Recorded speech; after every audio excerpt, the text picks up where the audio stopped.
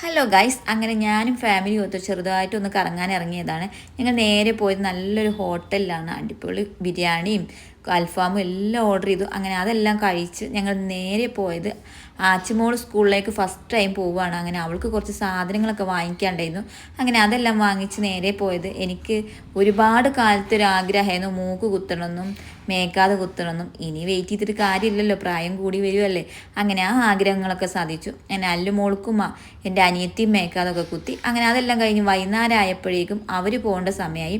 അങ്ങനെ അവർ പോയി കഴിഞ്ഞപ്പോൾ എനിക്കും തന്നെ എറണാകുളത്തായല്ലേ, ഈവനിങ്ങിൽ ഇറങ്ങിയാലും എനിക്ക് വേഗം എത്താമല്ലോ. അങ്ങനെ ഞാനും ഇറങ്ങി. എൻ്റെ കൂട്ടത്തിൽ ഉമ്മ വേറൊരു സ്ഥലം വരെ പോകാണ്ടായിരുന്നു. അങ്ങനെ ഉമ്മയെ ഇറങ്ങി.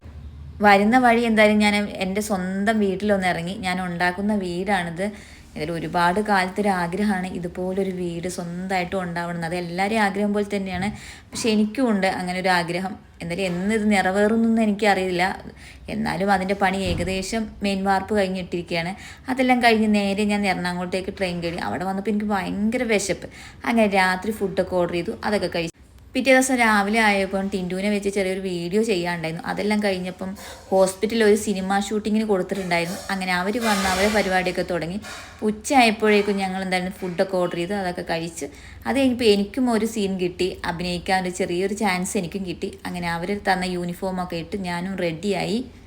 സത്യം പറഞ്ഞാൽ എനിക്ക് സ്വപ്നമാണോ എന്ന് പോലും തോന്നിയിരുന്നു കേട്ടോ. അങ്ങനെ ചെറിയൊരു റോളൊക്കെ ഞാനും ചെയ്തിട്ടുണ്ട്. അത് കഴിഞ്ഞ് രാത്രി 12 മണിയപ്പോൾ ഷൂട്ടിങ്ങൊക്കെ കഴിഞ്ഞു.